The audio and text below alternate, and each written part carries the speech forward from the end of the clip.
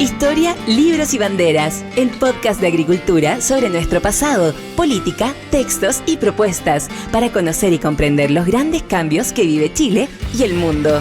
El historiador y académico Alejandro San Francisco, junto a un invitado con una relajada pero profunda conversación, analizarán los cambios que vive hoy nuestra sociedad. Historia, libros y banderas, con el historiador y académico Alejandro San Francisco. En CMPC llevamos un largo camino fortaleciendo nuestro trabajo, lo que nos ha permitido desarrollar distintas iniciativas junto a comunidades, por ejemplo, con la recuperación de un árbol extinto o el restablecimiento de agua potable en zonas rurales, la conexión del turismo y cultura a través de una sola ruta, o también el desarrollo de envases reciclables y amigables con el medio ambiente. Son esos y otros desafíos los que hoy nos permiten creer en el valor de las soluciones inspiradas en la naturaleza. CMPC, creando valor natural. Conoce más en cmpc.com. Hola, ¿cómo están? Qué gusto estar nuevamente con ustedes en Historia, Libros y Banderas. Soy Alejandro San Francisco y hoy tenemos el gusto de tener con nosotros a Armando Cartes Montorí, abogado e historiador prolífico en su labor intelectual y cultural, especialmente en la zona penquista, donde es director del Archivo Histórico de Concepción. Armando es profesor titular de la Universidad de Concepción, centenaria, es autor de numerosos libros y artículos de su especialidad, que en general muestran una visión inteligente, original de la historia nacional. También tiene artículos sobre otros temas de países distintos, ciertamente, y en numerosas ocasiones también generosamente ha convocado a otros historiadores a proyectos colectivos. De hecho, hoy lo hemos invitado por un libro realmente muy apasionante, muy original, Región y Nación, la construcción provincial de Chile, siglo XIX, del cual es editor, que fue publicado por Editorial Universitaria el 2020. Primero que todo, muchas gracias, Armando, por estar con nosotros. Gracias, Alejandro, por la invitación. Siempre interesante hablar de estos temas. Primero, ¿qué te llevó a escribir este libro, que es una obra colectiva, como decíamos? Tú eres uno de los historiadores que mira la historia desde las provincias, pero no aislada, sino que en una visión que podríamos decir nacional. Hay otros libros y trabajos tuyos, el primero que leí yo, Concepción contra Chile, que van en la misma línea. Sí, la verdad, este libro es la consolidación de una perspectiva, como tú bien dices, de trabajos previos. Este libro puntualmente nació en la Jornada de Historia Regional de Chile en Chiloé. Desde ahí yo convoqué a una playa de historiadores del norte, del sur, uno más consolidado, hay 4 premios nacionales, otros más jóvenes, a dialogar sobre Chile desde esta perspectiva. Porque yo había hecho trabajos previos, pero sobre todo había visto que en Argentina, en Ecuador, en Perú, esta perspectiva de historia descentrada estaba muy avanzada. Y en Chile, en cambio, el centralismo no solo afectó a la historia, también a la historiografía, y es necesario desmontarla. Comenzamos el 2010 haciéndolo con ese libro que fue polémico, Concepción contra Chile, que fue, yo diría, unas pocas cosas originales que se dijo en el Bicentenario, en el sentido de una mirada crítica a la independencia, la patria vieja como un fracaso, justamente a consecuencia de los conflictos regionales. Pero llevando esa perspectiva como problema de estudio al siglo XIX, seguimos trabajando en la independencia, y este libro lo que hizo fue consolidar esta perspectiva no solo para una región, sino para todo Chile, invitando a los especialistas a que opinaran no sobre su región, sino la construcción del Estado en la relación de a veces de conflicto, a veces de negociación entre la provincia y la capital. Por eso es región y nación como dos contrapuntos que no necesariamente se contradicen, y es el siglo XIX, porque fue el siglo más conflictivo de la historia de Chile, con 5 guerras internacionales, con 6 guerras regionales. O sea, es el siglo en que se definió todo y en cuya sombra estamos viviendo. ¿Cómo hiciste la selección de los autores? Porque como tú bien dices, hay varios premios nacionales, hay personas que uno podría decir están comenzando su carrera y esta es una de sus primeras publicaciones, otros estarían en lo que llamaríamos una edad media, pero a mí me parece una muy buena selección de autores. ¿Cómo llegaste a ella? Es que la historia va evolucionando, progresa, y hay cosas que el tiempo decanta y consolida.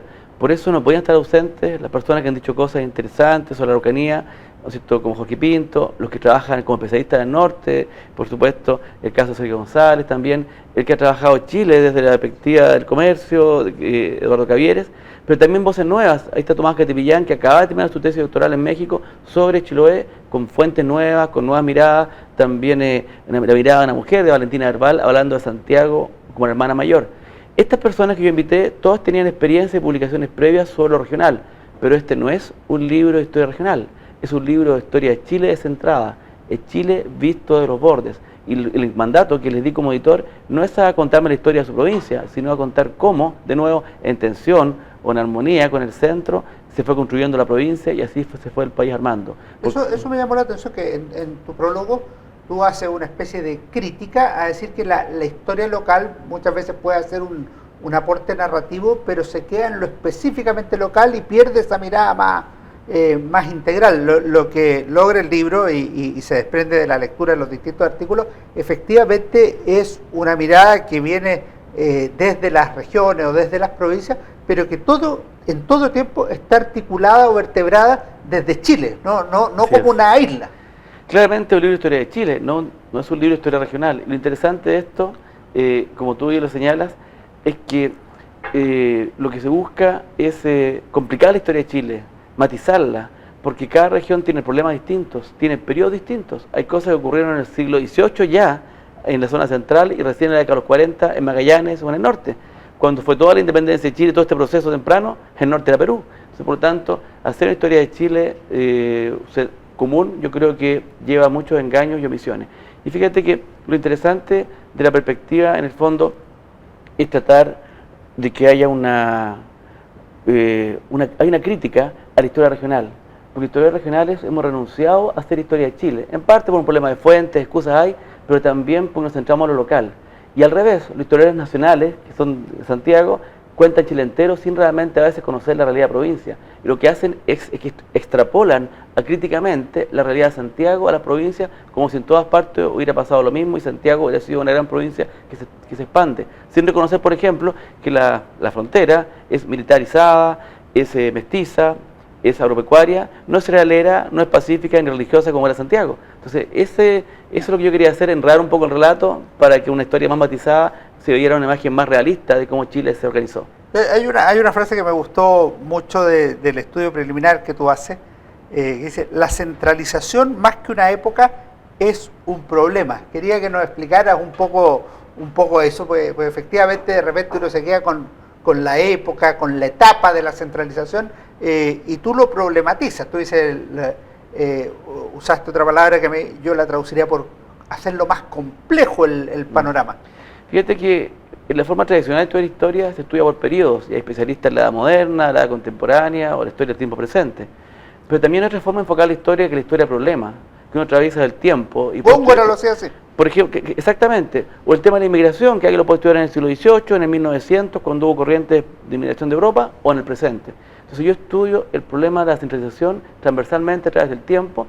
¿Pero por qué me enfoco en el siglo XIX? Porque fue el siglo en que el país se construyó, se organizó y se tomaron una serie de decisiones en las cuales vivimos. Ese fue el siglo en que se decidió ser independiente, soberano, lo que es obvio, pero lo que no es tan obvio, ser falsamente homogéneo y ser excesivamente centralizado.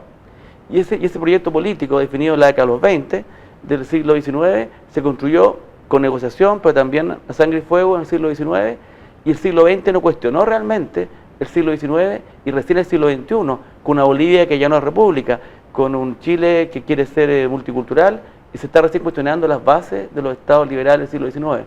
Por eso es tan interesante volver a las raíces, porque Chile es un país joven, y si queremos saber hacia dónde vamos, es necesario también mirar de dónde venimos. Ahora, una mirada así hace absolutamente necesario replantear el problema, porque cuando tú dices 1810, o 1818, o 1891, es una forma de ver las cosas. Pero cuando tú lo haces como región y nación y la construcción provincial, tú ves que los problemas del norte tienen más relevancia, del norte extremo, grande, tras la guerra del Pacífico, por ejemplo, o que lo que tú decías, la zona de frontera también tiene momentos que son muy, muy distintos en el siglo XIX. Chiloé no es exactamente lo mismo que Colchagua o que Valparaíso. Y eso me parece que se va reflejando en los distintos textos y en la visión de conjunto de la obra. O sea, los trabajos de los colegas son valiosos en sí mismos, como monografías regionales, y son trabajos nuevos que aportan para la historia de cada región. Debe leerse así también. Pero, ¿qué es lo que aporta el conjunto? Yo pienso que Chile se construyó básicamente hasta la Guerra del Pacífico, porque después de la Guerra del Pacífico Santiago quedó tan rico y tan empoderado que la historia regional, que la historia de regiones pasó a ser historia regional nomás, sin capacidad de alterar el gran curso de este Estado burocrático que se expandía y había tomado el control. Formó todas las provincias, instaló su burocracia, a los militares, instaló jueces, instaló intendentes, y ya el país se empezó a moverse de una manera más centralizada.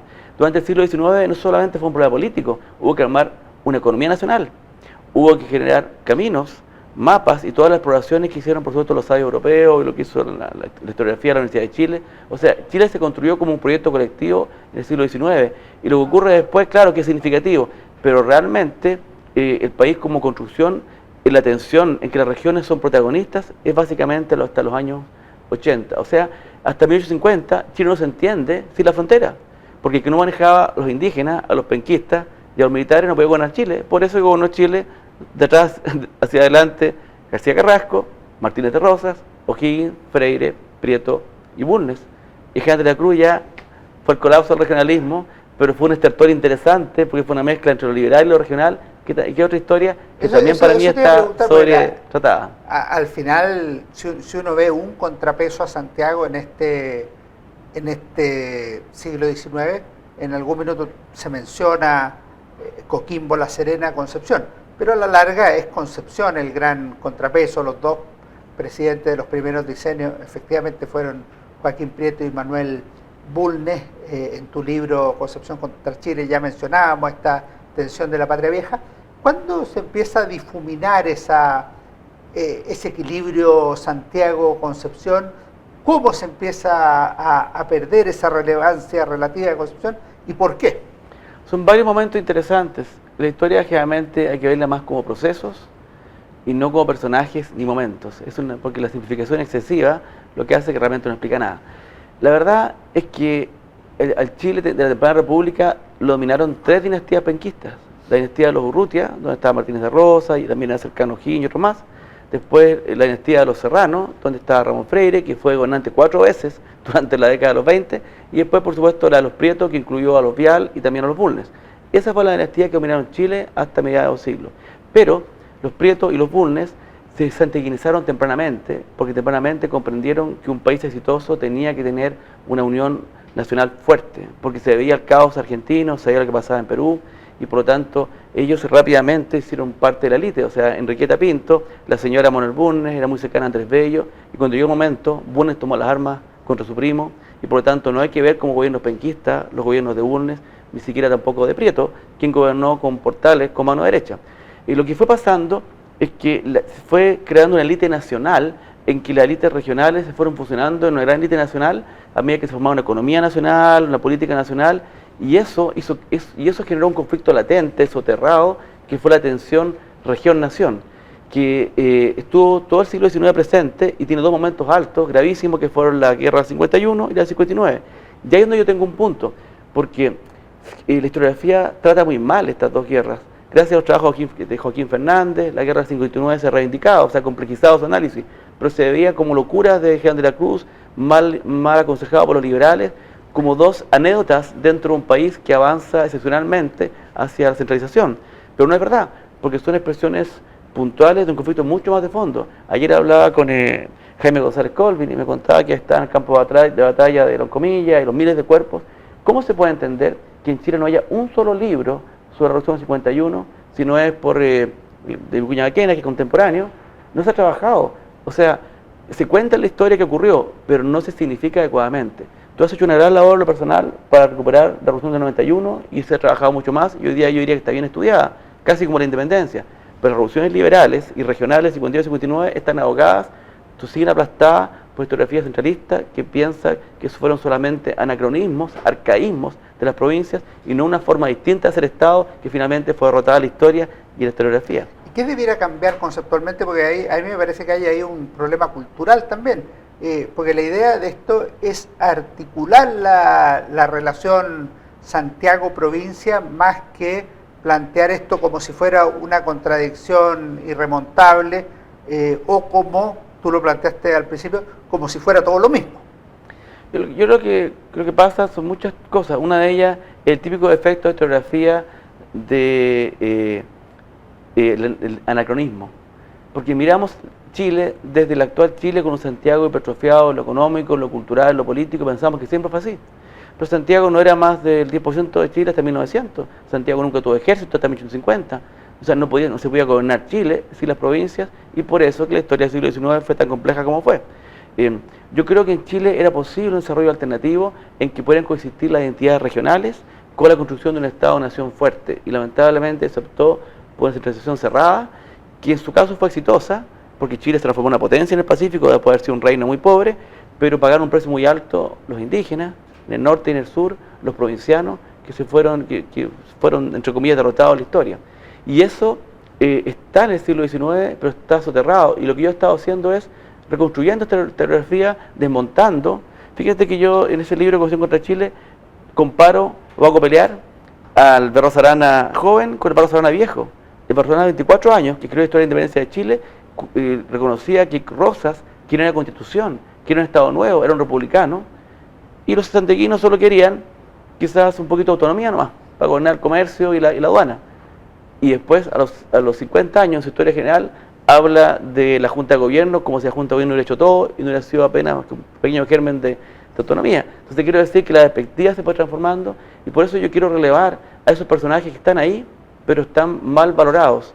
Quiero valorar los territorios que fueron centrales en la guerra, y también los otros problemas, porque en Chile hubo una alianza liberal regional interesante. Yo estaba trabajando en la relación entre mapuches, liberales y provincianos en la guerra del 51. Y eso te genera toda una nueva mirada a la historia de Chile, que es de largo plazo, que dura todo el siglo XIX, pero solo se mira la coyuntura del 51 y aparece como una aventura liberal. Entonces quiero decir que todavía tenemos mucho que escarbar y recuperar para hacer una historia de Chile más completa, más compleja, que a algunos les incomoda, porque la idea de un Chile que progresa, se construye, de un Chile excepcional y distinto, yo de alguna forma la he hecho un poco abajo, pero ¿para qué estamos los historiadores si no va a ser críticos y de alguna forma contestar lo que siempre se ha dicho? Y en ese mismo plano, el tema del federalismo, que aparece en algunas partes del libro, a mí me parece que es un tema crucial, porque el ensayo federal fracasa, pero la idea federal se le podría haber dado más vuelta en el siglo XIX, o derechamente sufrió una especie de aplastamiento y no se discutió nunca más. Es un tema súper interesante porque dijo un par de cosas Encina, antes las dijo Alberto Edwards, y ahí el tema quedó cerrado, y se repitió una y otra vez lo mismo, y por tanto el tema realmente no se trabajó seriamente. Y viéndolo de otra forma, cuando Chile nace, lo único que tiene claro, el año 18 quiere ser independiente, pero todavía no sabe si quiere ser república o monarquía, y si quiere ser centralizado o federal.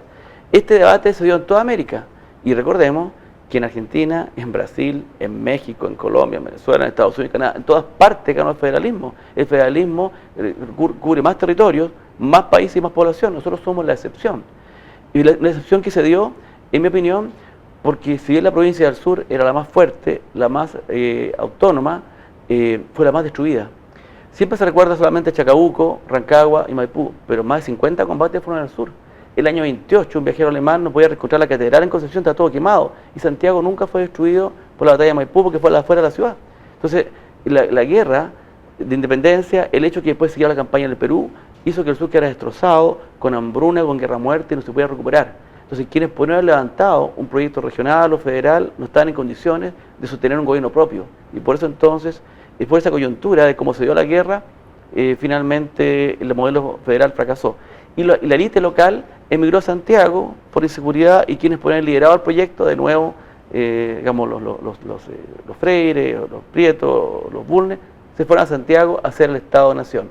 Y la historia tradicional lo que habla es de una copia crítica del federalismo norteamericano, que no tiene ningún sentido.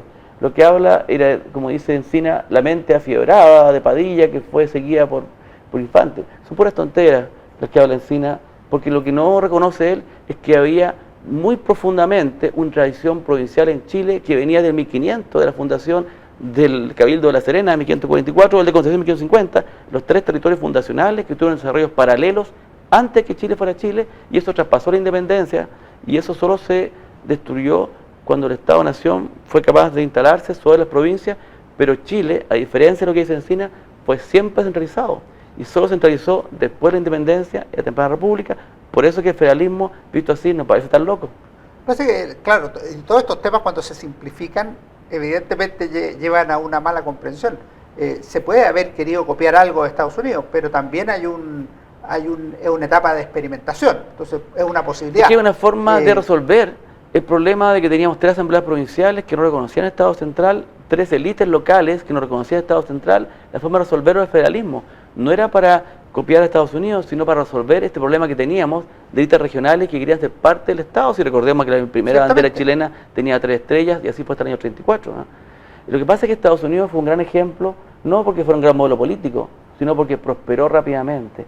Y muchos asimilaron la prosperidad económica de Estados Unidos a su régimen político, a su federalismo, a su república y a su independencia. Entonces eso también generó, por supuesto, un canto de sirena interesante, y se resolvió, como tú bien sabes, en los campos del Ilcay y Chacadía en favor del centralismo más fuerte. Si tuvieras que decir, vamos a ir terminando y animamos a la gente a leer este excelente libro, Región y Nación. ¿Qué cosas te dejaron contento del resultado de este libro? Yo creo que se cumplió el objetivo central, que es instalar esta perspectiva que tímidamente algunos venido trabajando a nivel nacional. No es que vaya a sustituir a ninguna otra, pero ya no se puede estudiar Chile en el siglo XIX sin considerar junto a la perspectiva hispanista, junto a la perspectiva, no sé, de la dependencia o del marxismo, a la perspectiva regional. Porque es la forma en que vivió la época la gente que la vivió. Se sentían pencones, se sentían mapuchinos, se sentían liberales ni conservadores. O sea, hacer una división ideológica muy profunda del Chile en 1800, de nuevo es un anacronismo. Entonces, en el fondo, lleva al país a como lo vivió el que lo vivió, y además de eso, muestra las diversidades, no solo de las realidades, sino de los tiempos regionales. O sea, Magallanes está inexplorado cuando la zona central ya tenía una cultura consolidada, moderna, imperial. Entonces, por tanto, refleja que Chile solo se puede entender si uno reconoce la complejidad y la diversidad que otros países siempre lo han visto como una riqueza, y Chile en cambio siempre la ha negado como un problema. Entonces también implica más allá de lo científico una valoración de lo regional, que es lo que yo aspiro a que se haga, porque la historia de Chile la hicimos entre todos, y es tiempo de dejar a ver a los valdivianos, a los chilotes como arcaicos, porque son la gente que ganó la batalla en Rancagua. Para ellos no fue un desastre. Te tengo que hacer una última pregunta que le hago a todos los invitados.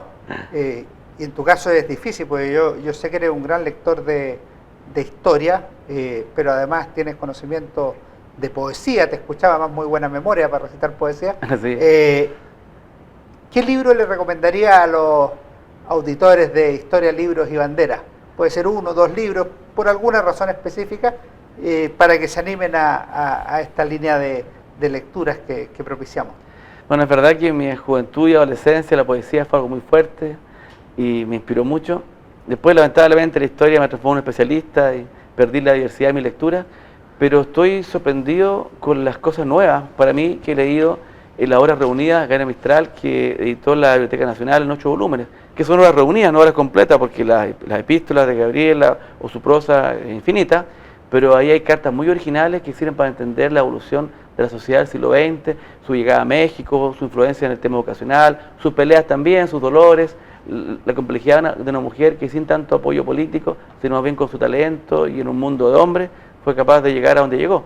Así que ese libro, yo leí un par de tomos nomás, la prosa y las cartas, y realmente fue interesante, así que ese es un libro que yo recomendaría, La Obra Reunida de Gabriela. Me deja muy contento además porque no solo es mujer, es elquina, profesora serenense, así que doble buena recomendación. Muchas gracias, Armando Cartes, por haber compartido con nosotros Historia, Libros y perdón, Gabriela es una mujer de regiones que nunca vivió más de 6 años en un lugar, que fue Los Andes, pero vivió de Punta Arenas hasta el norte, así que realmente ella refleja justamente este Chile de regiones. Profesora Neruda en Temuco. Exactamente, este Chile de regiones del que hemos estado conversando. Muchas gracias, Armando. Que esté muy bien. Nos vemos en nuestro próximo capítulo de Historia, Libros y Banderas. Fue Historia, Libros y Banderas con Alejandro San Francisco.